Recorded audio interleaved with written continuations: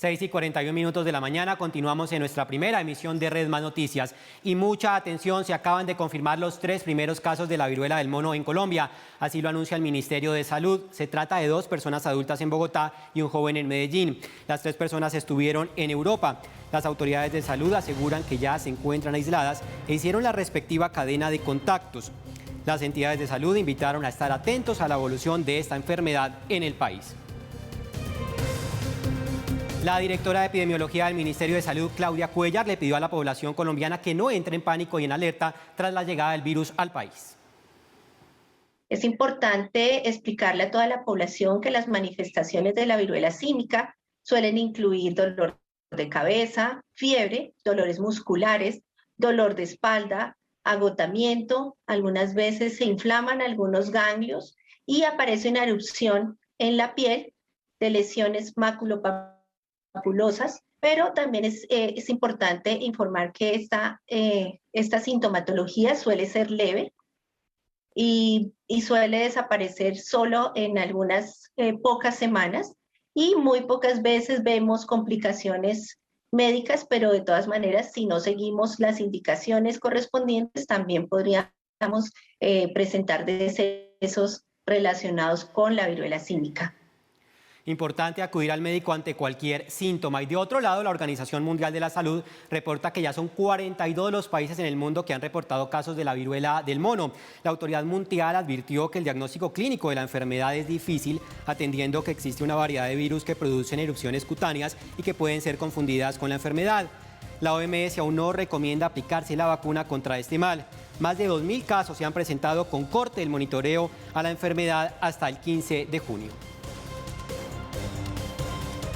La Agencia de Control de Enfermedades de la Unión Europea asegura que la forma principal de contagio de esta enfermedad es a través del contacto físico y también de tener relación con muchas personas que tienen varias parejas sexuales.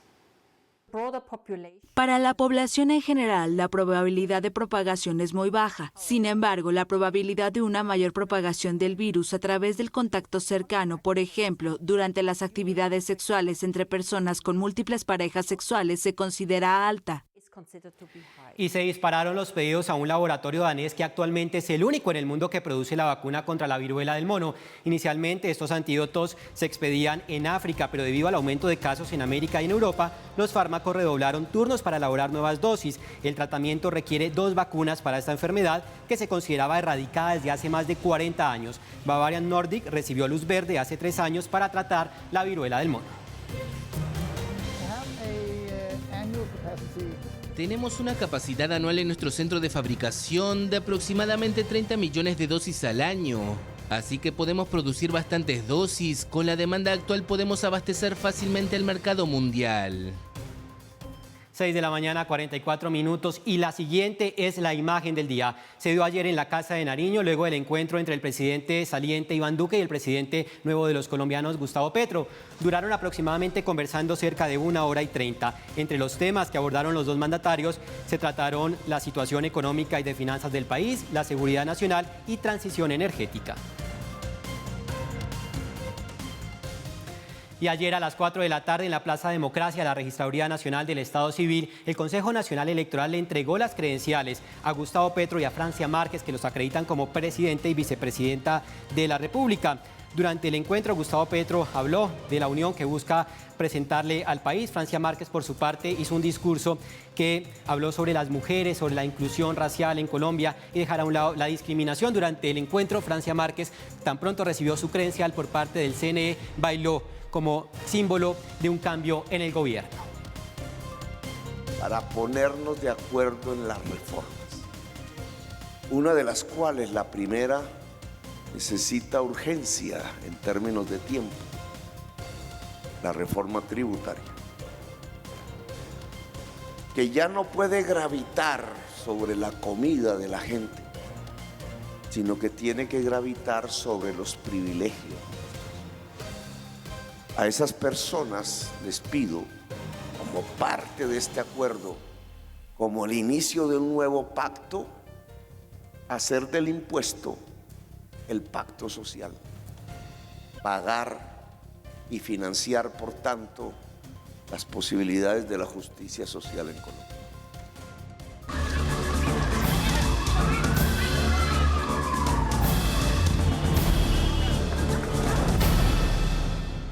¿Y qué será noticia hoy? 6 de la mañana, 47 minutos. Hoy viernes inicia formalmente el empalme entre los dos gobiernos, el saliente de Iván Duque y el entrante de Gustavo Petro, luego de la reunión que tuvieran ayer los presidentes. Hoy se van a reunir a partir de las 10 de la mañana en la Casa de Nariño los designados de ambos gobiernos. Por parte del gobierno de Iván Duque estará José Manuel Restrepo, ministro de Hacienda, también el secretario de la presidencia, Víctor Muñoz, y por el lado de la campaña del Pacto Histórico estará Mauricio Liscano, excongresista, y dos funcionarios que trabajaron con Gustavo Petro durante la alcaldía de Bogotá.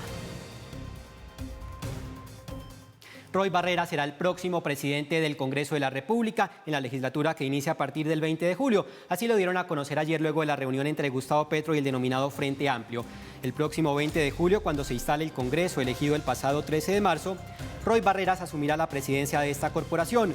Aunque se habla de unanimidad, al parecer no fue así y se produce la primera fractura en la izquierda, donde si bien están de acuerdo en las capacidades de Barrera, para ellos no representa un cambio concreto que busca el Pacto Histórico. Agradezco muchísimo a mis compañeras y compañeros del Pacto Histórico y la confianza del jefe natural del partido de gobierno, el presidente electo Gustavo Petro. A partir de este minuto estoy al servicio de la construcción de mayorías en una intensa agenda de diálogo con los compromisarios de todos los partidos que en las últimas 72 horas me han expresado su voluntad de acompañar la agenda de gobierno del presidente Petro. El comentario de Mauricio. En medio de la gran expectativa que hay acerca de los distintos nombramientos que debe hacer en los próximos días Gustavo Petro en su gabinete y en distintas figuras claves de su proyecto político en el nuevo gobierno, ayer se dio una de las nominaciones claves. Roy Barreras como nominado por el Pacto Histórico para presidente del Senado. Muy probablemente vaya a ser el presidente del Senado a partir de esa nominación. Y esa nominación ha generado un gran temblor en la opinión pública, pero también dentro del Pacto Histórico. En la opinión pública porque si el gobierno de Gustavo Petro se supone que iba a ser el gobierno del cambio, no se entiende cómo su nominado para la presidencia del Senado es uno de los políticos de mayor trayectoria, y no solo trayectoria en términos de tiempo, sino trayectoria en términos de haber pasado por una inmensa cantidad de movimientos y partidos políticos, con todas las vicios, pero también con todas las condiciones que tienen los políticos colombianos, y que fue una de esas figuras que al acercarse al Pacto Histórico y terminar involucrado en los Petrovideos, terminó desprestigiando en términos relativos la campaña de Gustavo Petro. De esa manera, esta selección se convirtió en algo muy polémico. Si eso es el cambio, dicen algunos, ¿qué pasaría de aquí en adelante? Pero también dentro del Pacto Histórico ha generado grietas. Gustavo Bolívar, en concreto, ha dicho que no está de acuerdo con esa selección. Después de que María José Pizarro la anunció, esa nominación de Roy Barreras, y dijo que había sido a través de un proceso democrático y de concertación interna, Gustavo Bolívar le puso un mensaje en Twitter diciendo: no mienta, no es cierto, varios estuvimos en desacuerdo, Roy Barreras no representa el cambio.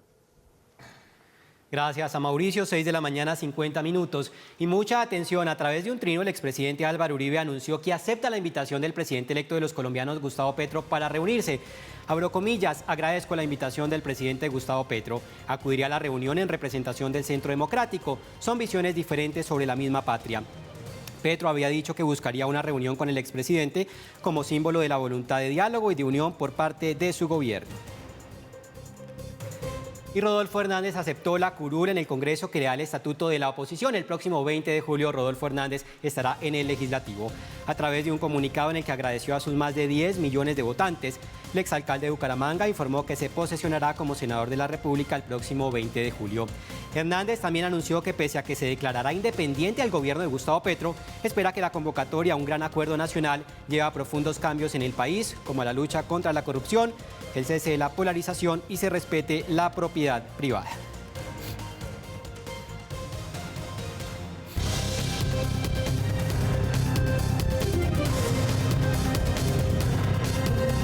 De la mañana, 51 minutos, las noticias de Bogotá. Ya varios ciudadanos se preparan para este puente festivo y las autoridades adelantan un dispositivo de seguridad en las principales vías. Vamos a la sala de redacción con nuestro periodista Alexander Gómez. Alex, buenos días.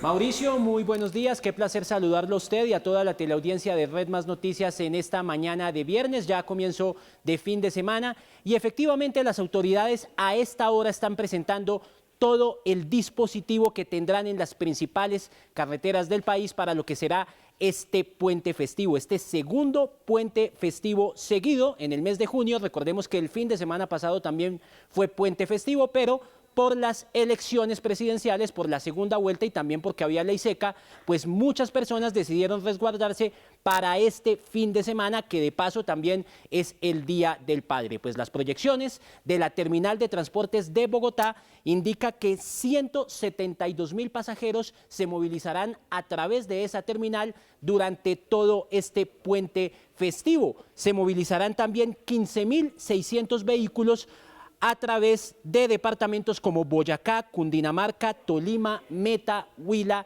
y Santander. A esta hora nos reportan un alto flujo vehicular, especialmente en la vía que conduce de Bogotá hacia Girardot, y por eso la Policía de Tránsito en estos momentos está presentando todo el dispositivo para este fin de semana. Por otro lado, en otras noticias de Bogotá, les cuento que finalmente, y después de más de 3 días de penurias, pues ya se restableció el servicio de agua potable en la localidad de Suba. La empresa de acueducto y alcantarillado de Bogotá logró finalizar los trabajos de una tubería que se había dañado en la avenida Ciudad de Cali con calle 139 y finalmente durante esta madrugada logró restablecer el servicio a más de 30 barrios de esa localidad que se habían visto afectados. Sin embargo, anoche se registraron varias protestas en ese punto, en la avenida Cali con calle 139, en donde las personas cansadas de no tener este suministro, pues salieron a bloquear la avenida Ciudad de Cali. Pero afortunadamente la situación ya se normalizó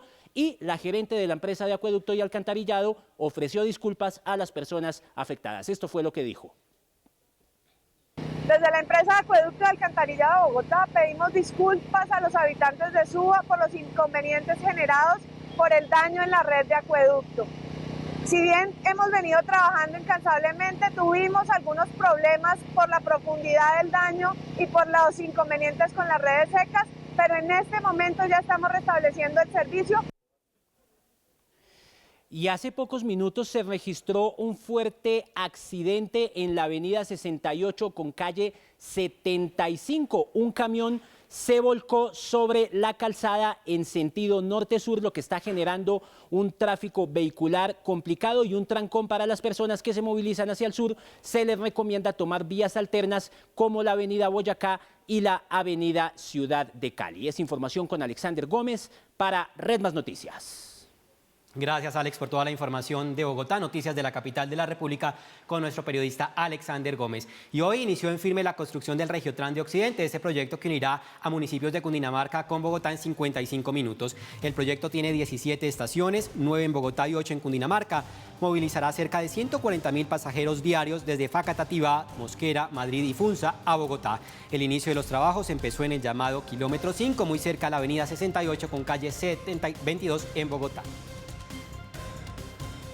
Vamos a hacer aquí unas adecuaciones. Entre septiembre y octubre inician las obras en los patios en Facatativá. Ya el material rodante está en elaboración y este sitio tiene adicionalmente un mensaje. El Regiotram del Norte llegará acá, es decir, que en este punto donde estamos es donde se van a cruzar el Regiotram del Norte y el Regiotram de Occidente para poder que quienes vengan del norte al coger el de Occidente lleguen al centro de la ciudad y puedan también tener línea de metro. La lupa en Red Más. El país se prepara para recibir un nuevo Congreso a partir del 20 de julio. Pero ¿qué balance deja el Congreso que termina su periodo? Que, por cierto, va a dejar a muchas caras reconocidas por fuera del recinto, como la de Jorge Enrique Robledo, que duró por más de 20 años en el Congreso de la República. Hoy en Red Más Noticias le ponemos la lupa a la gestión del cuatrenio que termina en el Legislativo. Marcado por la pandemia que trasladó los álgidos debates en el Capitolio a las sesiones virtuales, el Congreso 2018-2022 logró tramitar 267 proyectos de ley de 2.319 que fueron tramitados, para un 11.5% de iniciativas aprobadas, un porcentaje reducido que habría sido la consecuencia de las pausas tomadas por la llegada del COVID-19 a principios del año 2020 y el paro nacional. El saliente Congreso colombiano le dio la espalda a la ciudadanía colombiana en muchos de los asuntos en los que más se esperaban respuestas y debates. Por ejemplo, abandonó el acuerdo de paz, luego de haber tenido congresos que se le habían jugado mucho más por el proceso de paz, por la vida de los líderes sociales, por la vida de los excombatientes, por los presupuestos de la paz, por la implementación de los acuerdos. Este pasó a ser un congreso que sencillamente dejó de tener la paz como una prioridad. De acuerdo con el sistema de monitoreo de asuntos regulatorios SONAR de la firma Orsa, del total de proyectos presentados, 2.189 fueron de origen congresional y 130 de origen gubernamental, dejando una tasa de aprobación de 9,3% para proyectos de origen congresional, 204 proyectos aprobados y del 48% para el origen gubernamental, 63 proyectos aprobados. Un congreso que además pupitrió algunas de las más polémicas propuestas del gobierno, como la reforma tributaria, en vez de dar los debates de fondo de cómo lográbamos una reforma tributaria estructural como la que actualmente necesita el país. Dentro de las iniciativas más importantes que recibieron luz verde en el Congreso se encuentran la Ley de Inversión Social, la regulación del trabajo remoto, la Ley de Borrón y Cuenta Nueva, la Ley de Seguridad Ciudadana y de Justicia Virtual, además la creación del Ministerio de Ciencia, Tecnología e Innovación. La Ley de la Maternidad y Paternidad Compartida, la eliminación de plásticos de un solo uso y la creación de la región metropolitana de Bogotá. 268 proyectos quedan pendientes de trámite en el Congreso 2022-2026 y otros 1.784 fueron archivados, es decir, el 74.2% de los proyectos radicados. De acuerdo con los congresistas del Pacto Histórico, el acuerdo de Escazú que quedó pendiente será prioridad en la nueva legislatura.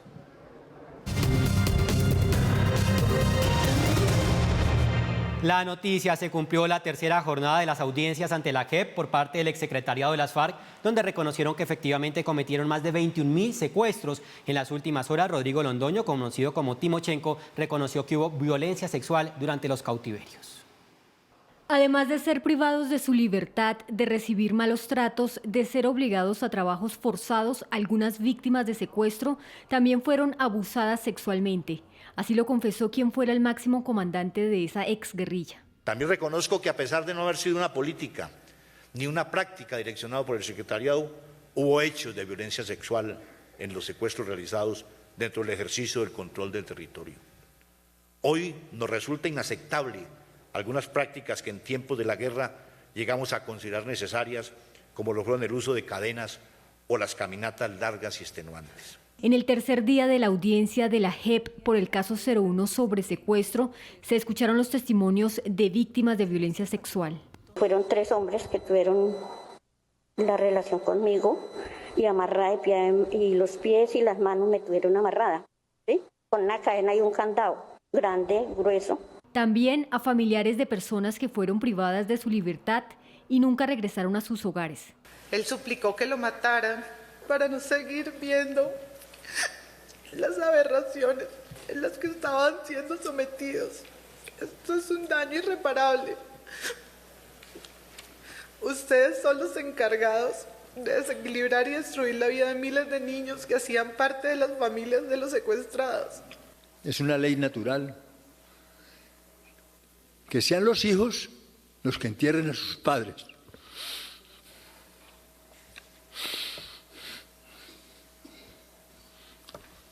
Pero no nosotros. Los excabecillas aceptaron que secuestraron con fines de control territorial y afectaron a las poblaciones más pobres del país. Cuando uno cree que está haciendo las cosas bien y descubre que está cometiendo horrores, no errores, horrores, graves crímenes. Tras reconocer los cargos por el caso 01 sobre secuestro, el Tribunal de Paz tendrá 3 meses para definir las penas restaurativas a las que serán sentenciados los exjefes guerrilleros.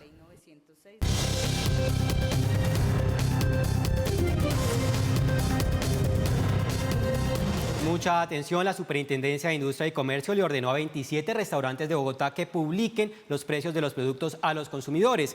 Luego de 30 visitas administrativas y de inspección y vigilancia, se encontró que hay establecimientos de comida o bebidas en las zonas gastronómicas de la capital que no publican los precios o lo hacen de manera incorrecta, no indican la totalidad de los productos que ofrecen o faltan las cartas de precios cuando ese es el sistema que dicen emplear, como lo exige el Estatuto del Consumidor.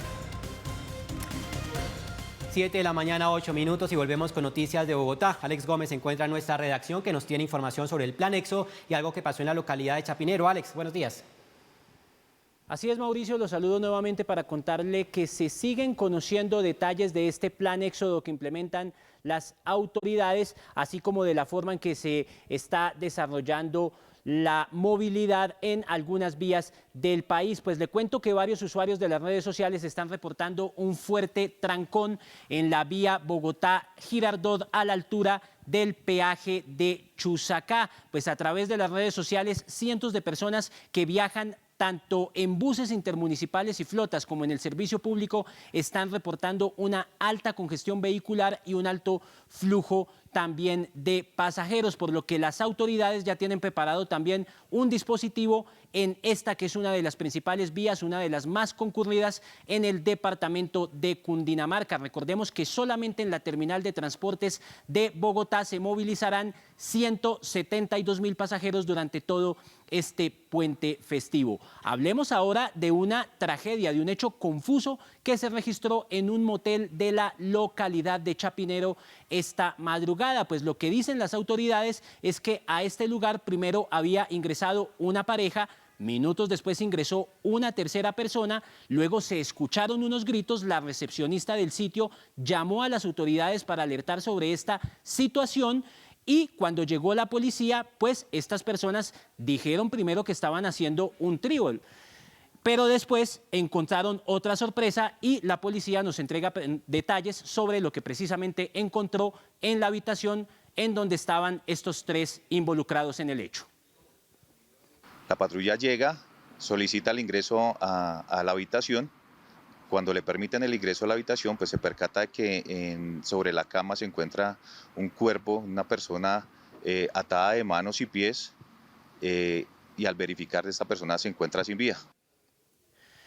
Las otras dos personas fueron capturadas y en estos momentos están siendo presentadas ante la justicia para que expliquen lo que ocurrió. Sin embargo, la policía sigue también investigando las causas de la muerte de esta persona que resultó involucrada en este hecho en un motel en la localidad de Chapinero. Información con Alexander Gómez para Red Más Noticias.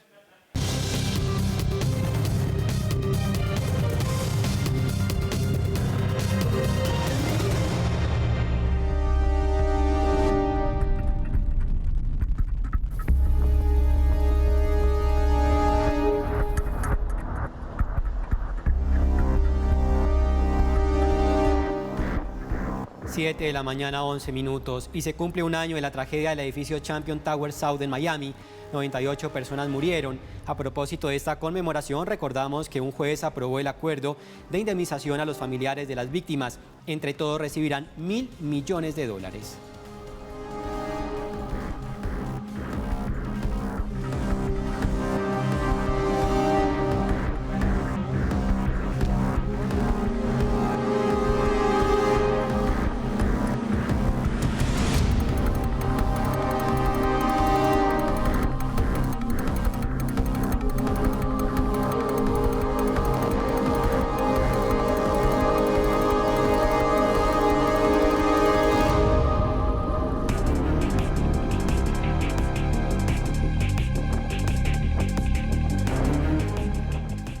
Un año de la tragedia en Miami. Y a las 7:12 nos vamos para Ecuador porque siguen las olas de protestas en la capital de ese país, en Quito. Ayer, tras la retoma de la Casa de la Cultura Ecuatoriana, los indígenas trataron de tomarse el Congreso.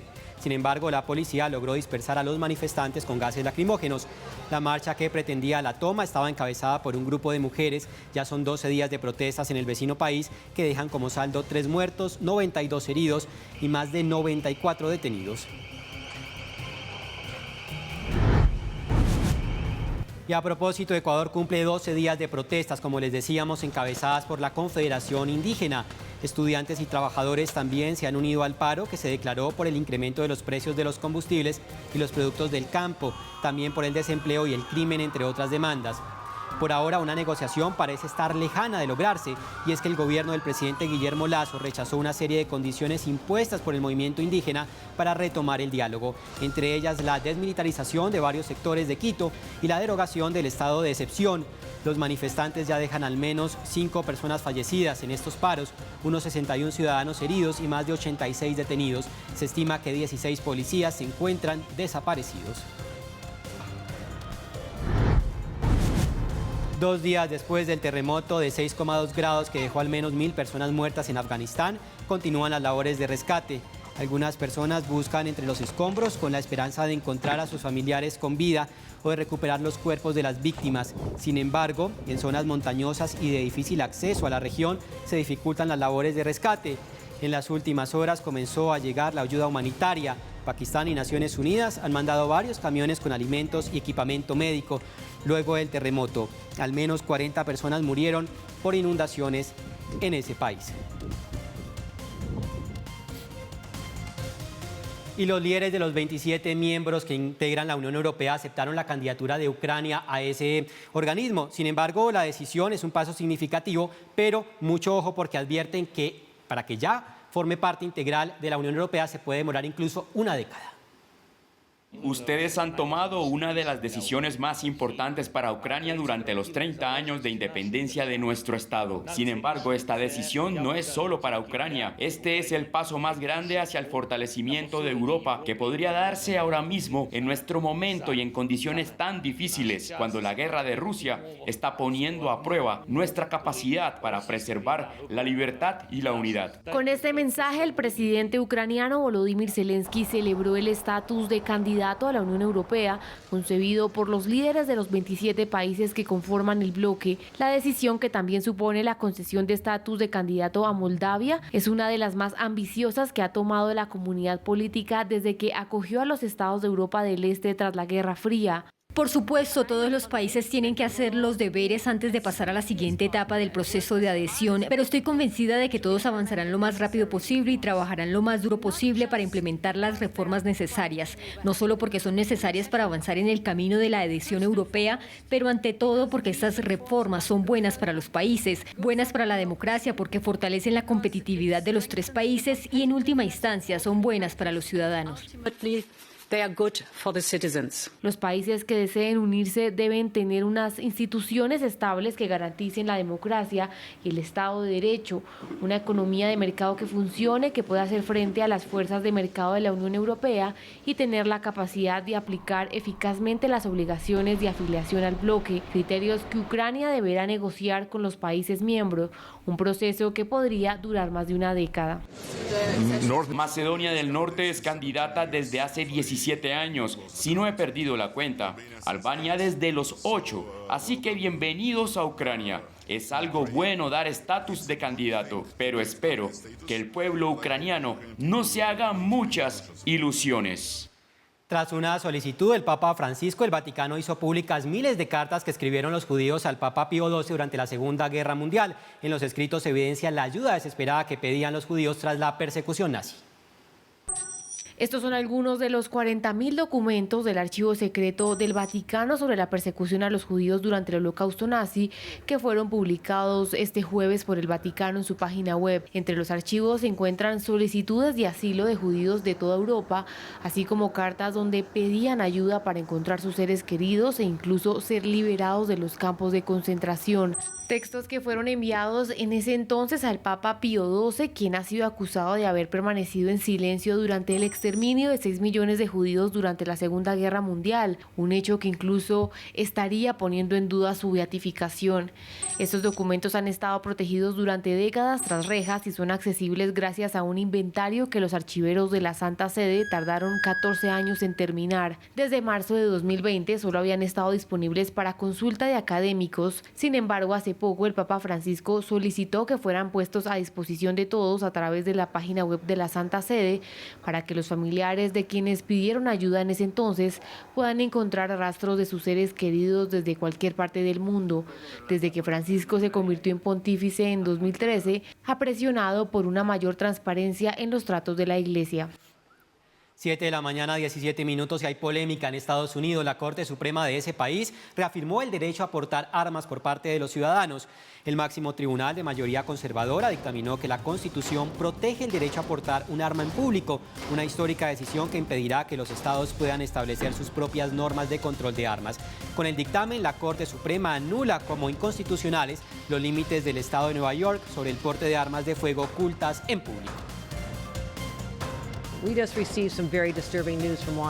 Acabamos de recibir noticias muy inquietantes de Washington de que la Corte Suprema de los Estados Unidos de América ha despojado al estado de Nueva York del derecho y la responsabilidad de proteger a sus ciudadanos, con una decisión que aún estamos digiriendo, que es aterradora en su alcance de cómo están haciendo retroceder a esta nación y nuestra capacidad para proteger a nuestros ciudadanos desde los días de nuestros padres fundadores, y el lenguaje que estamos leyendo es impactante.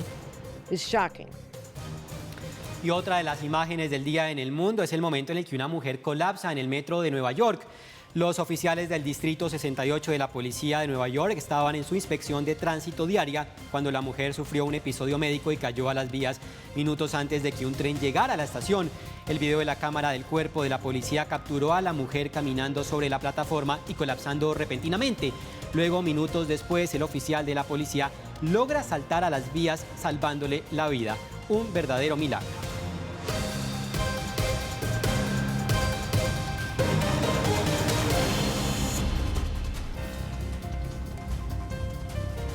Siete de la mañana, 19 minutos, y nos vamos ahora para Alemania porque hay alerta máxima en ese país debido a la escasez del gas que proviene de Rusia.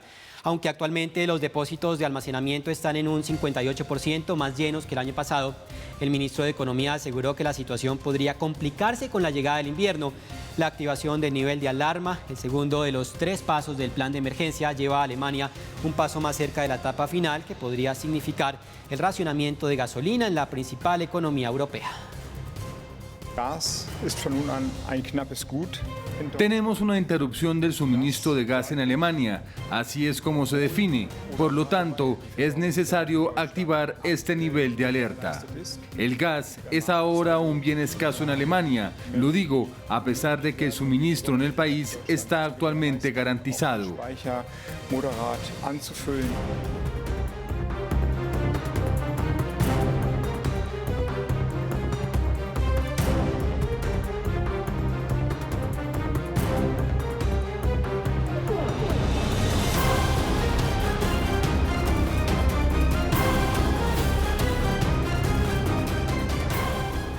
7 de la mañana, 20 minutos en Red Más Noticias. Nos vamos ahora para China. Los habitantes del sur de ese país están prácticamente bajo el agua, como ven en las imágenes. Las intensas precipitaciones elevaron los niveles del río Perlas, una situación que no se presentaba desde hace un siglo. Muchas personas han sido evacuadas de la provincia de Cantón, el centro industrial por excelencia de la región. Fábricas y escuelas cerraron sus puertas.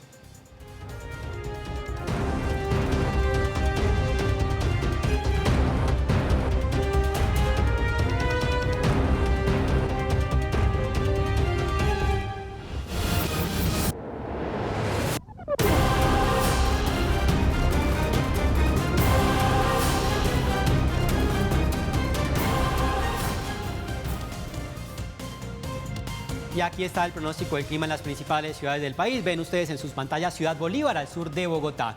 Vamos a ver cómo está el clima hoy en las principales ciudades del país. En la capital, en Bogotá, una mínima de 7 grados, máxima de 17, con probabilidad de lluvia. Saliste el paraguas. En Barranquilla, en La Arenosa, una mínima de 24 grados centígrados, la máxima de 29. Un poco de calor en Barranquilla. Nos vamos a la ciudad de la eterna primavera, en Medellín.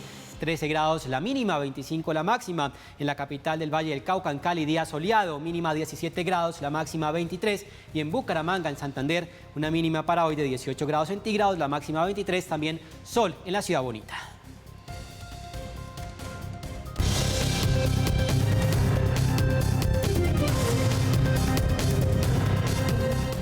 Y en Santa Fe de Antioquia se registró un segundo atentado en menos de 24 horas, causando la muerte de otro uniformado, así lo reportan las autoridades. El uniformado asesinado es identificado como Yulder Blandon Mosquera, de 27 años, oriundo del Chocó. Al parecer, los hechos ocurrieron luego de una emboscada a una patrulla de la policía, donde posteriormente hubo enfrentamiento entre los uniformados e integrantes del grupo al margen de la ley. Recordemos que horas antes otro atentado en ese departamento se habría registrado acabando con la vida de una uniformada. A raíz de esta situación, la Fuerza Pública ofrece una recompensa de hasta 100 millones de pesos por información que permita dar con el paradero de los delincuentes. Y mientras las autoridades en Cali iniciaban la búsqueda de un conductor que atropelló a un agente de tránsito allí en la capital del Valle del Cauca, en el centro de la ciudad se registró otra agresión contra los funcionarios de movilidad. Miren la cifra, ya reportan las autoridades, son 12 los episodios de este tipo ocurridos este año en la ciudad de Cali.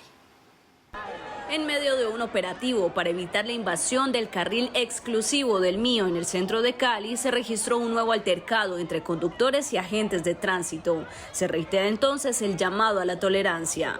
Invitamos a todos los caleños, a todos los ciudadanos, a todos los residentes en el distrito de Cali a respetar las normas para el mantenimiento del orden público y la convivencia pacífica. No pueden amedrentar, afectar y generar violencia contra los servidores públicos, contra las autoridades, porque lo que buscamos es el mantenimiento de la seguridad y tener la convivencia pacífica para todos los caleños. Por eso la invitación, insistimos, es el respeto a la norma y el respeto a todos nuestros funcionarios. Aunque la situación no pasó a mayores, se convertiría en el caso número 2 en lo corrido del año de agresión a los agentes. Las autoridades indican que esto puede tener incluso un proceso penal. Pues ya se convierte en una investigación, hay una denuncia que se presenta ante la Fiscalía por parte del agente de tránsito y pues ya tendría que responder de acuerdo a lo que establece el Código Penal en este aspecto. Entiendo que hay una posibilidad de privación de la libertad, de retención intramural e imagino que habrá otro tipo de sanciones ya para esta persona por esta agresión. Las autoridades reiteran que los guardas de tránsito en las calles están cumpliendo con su labor, por lo que es necesaria la tolerancia y el respeto a las normas. 7 de la mañana, 24 minutos. Nos vamos a esta hora en Redes Más Noticias al Atlántico Noticias de Barranquilla. El alcalde de esa ciudad presentó una demanda de nulidad contra la decisión de la CREC que permitía el incremento de las tarifas de energía.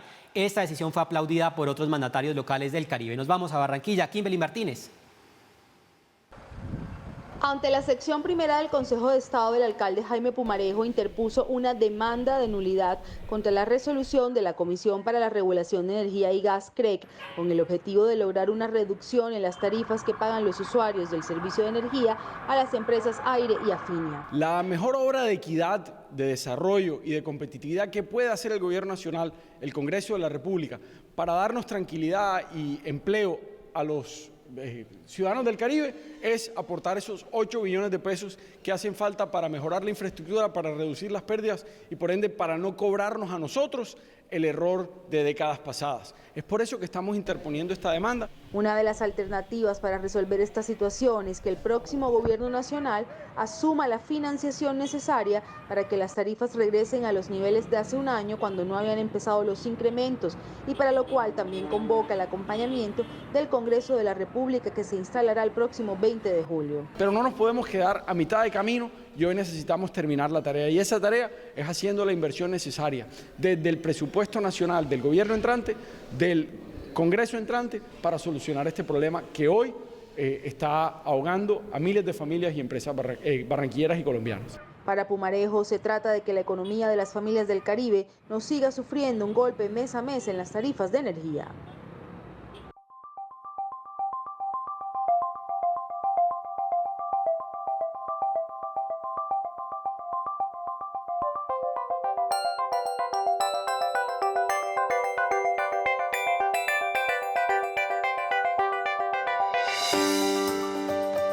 Bellas imágenes que nos llegan a esta hora desde el norte del departamento del Cauca, en Suárez, tierra de la vicepresidenta electa Francia Márquez.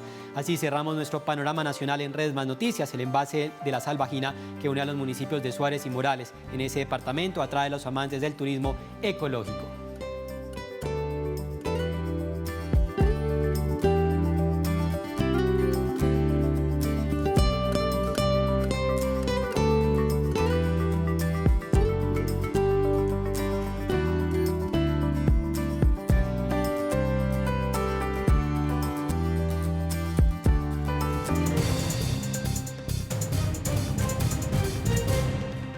7 de la mañana, 41 minutos, y a esta hora saludamos a nuestra invitada de todos los días, Joana Polanco de MaxData. Joana, buenos días.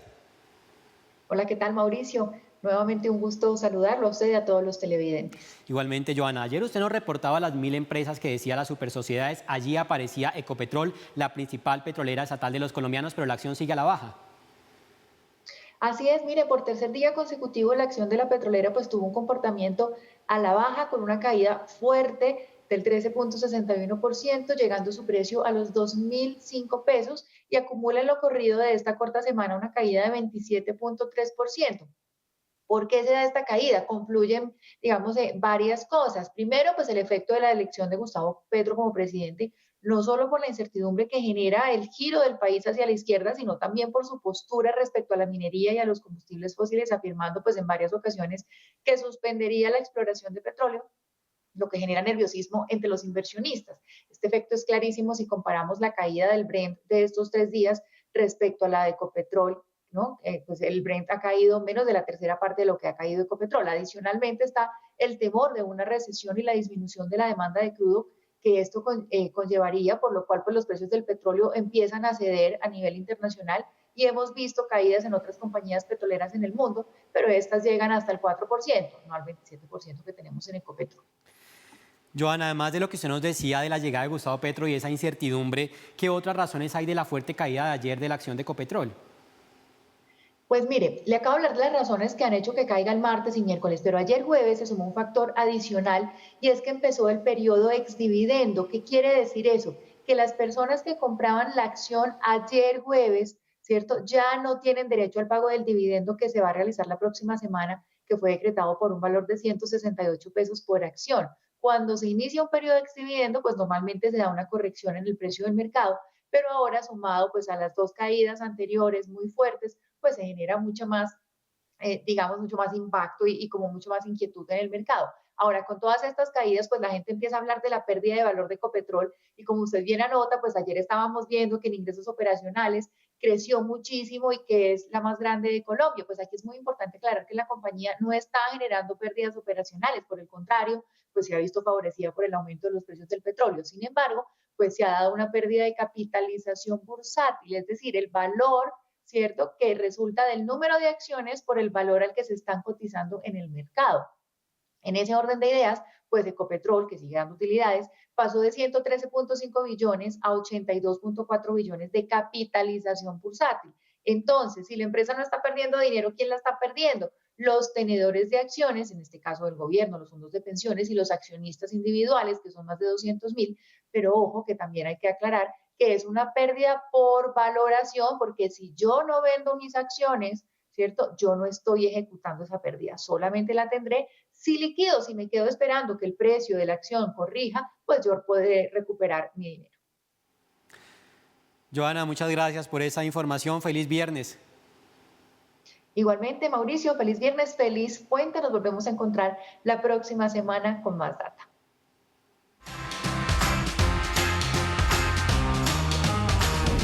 Y nos encontramos de nuevo con la información del entretenimiento y como lo anunciábamos, pues hoy hay un día muy especial en el mundo de las artes, del espectáculo y, ¿por qué no?, en el mundo de cualquier hombre y mujer. Hoy es el día del maquillador y tenemos una súper invitada, ella es Caro Bernal. Caro, bienvenida, qué gusto, felicitaciones, feliz día para ti. Muchas gracias, Pau, y muchas gracias por invitarme nuevamente a este espacio.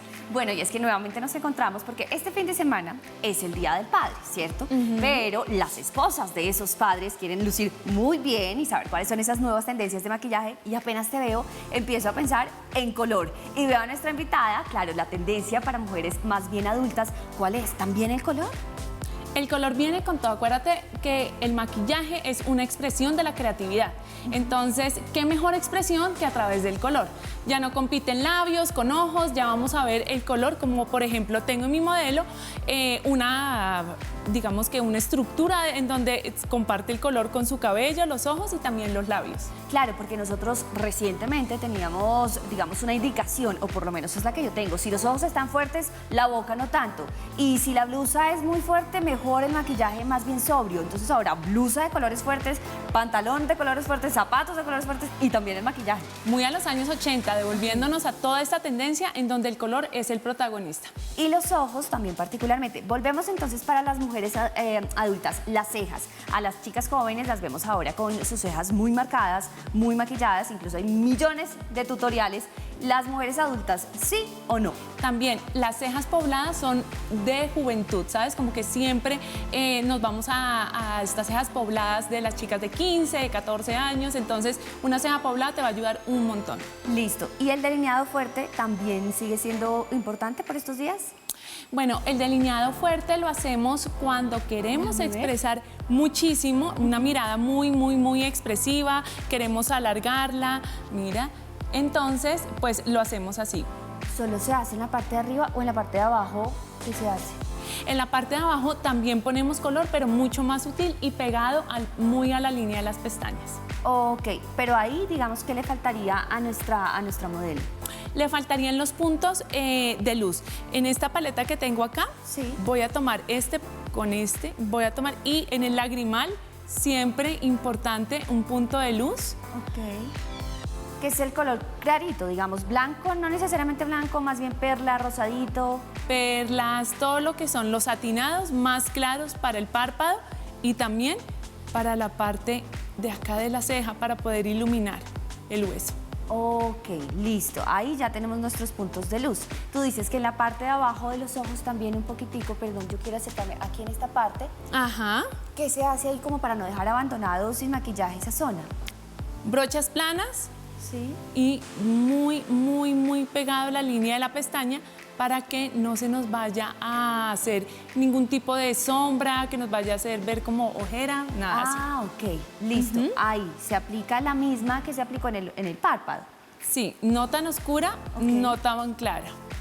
Ok, como un tono medio entre la cuenca, que es como la parte de la esquina del párpado, donde se hace un poquito más oscuro. Sí, en esta composición el color más oscuro está acá en la esquina y hay uno central, por favor cierra el ojo, que nos está dando la iluminación en la parte más alta del ojo. Cuando se hace ese tipo de maquillaje, claro, yo considero que es un poquito fuerte, ¿necesariamente hay que usar pestaña postiza o no? Pues yo soy fan de las pestañas postizas. Ok. Yo soy muy fan de las pestañas postizas, me encantan, siento que el ojo se abre. Pero si de todas maneras no, un buen encrespado y una pestañina de volumen. ¿Cómo se aplica la pestañina? Creo que eso siempre es como el truco, porque hay quienes dicen, no, usted aplique. Hay otros que dicen, no, solo una vez desde la raíz hasta la punta. Hay quienes dicen, hay que esperar 15 minutos que se seque la primera capa y después otra capa. ¿Cómo realmente debe aplicarse la pestañina? Como todo lo que me acabas de decir. Okay. Lo más importante es que entre capa y capa hayan por lo menos 2 minutos. Para que se vaya secando. Para que se seque, exactamente. Okay. Y la primera capa la aplicamos desde la raíz hasta la punta en zigzag. Y de ahí para adelante aplicamos solamente medios a puntas en movimiento abanico. Este es el movimiento abanico. El movimiento abanico, muy bien, me encanta el movimiento abanico. ¿Esto funciona, este maquillaje, para el día? O sea, ahora ya no se discrimina si es noche es fuerte, si es día clarito. Para nada. Esto aplica para el día, con pestaña postiza. O sea, el señor papá va a estar feliz que su esposa esté así impresionante. Yo siento que más que sea un protocolo de día o de noche, es un protocolo de quién eres tú, de la identidad y de la imagen que tú quieres dar.